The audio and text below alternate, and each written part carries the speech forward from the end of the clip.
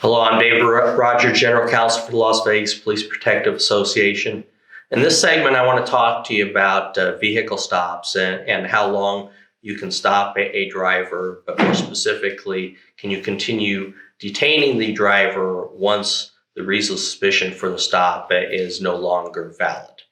And so in our prior video, we talked about registration and officers that have received inconsistent training on this issue. And the question is, if my reasonable suspicion for detaining an individual or a driver is gone, can I continue with asking questions? And the answer is yes.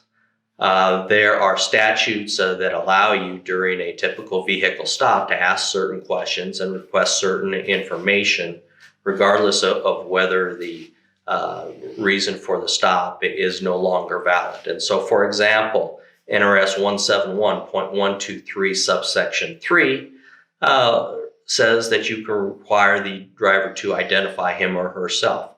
That is regardless of the reason for the stop.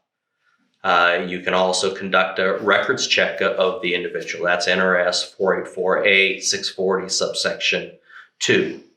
And then NRS 484A 650 subsection 1 says that you must request proof of insurance. And if the person doesn't have insurance, you have to write a citation. And then finally, the Nevada Supreme Court has recognized that there are certain routine inquiries that you are allowed to ask without unreasonably delaying the detention. And the case is BECKMAN versus State, 129 Nevada 481, 129 Pacific 3rd 912, a 2013 case. And the Nevada Supreme Court recognized that during a typical stop, you can ask for driver's license, vehicle registration, conduct a records check, ask the driver where they're coming from, where they're going, what they're doing out. And those are just the typical routine questions you may ask without violating the Fourth Amendment and without unreasonably delaying the stop. And so I hope this clarifies some of your training. I hope it makes things a little bit easier for you when you're doing your vehicle stops.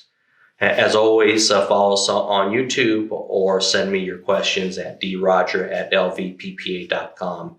And if you have any legal questions, whether it's criminal law or otherwise, please contact me and I'll try to help you. Thank you. 111, 110.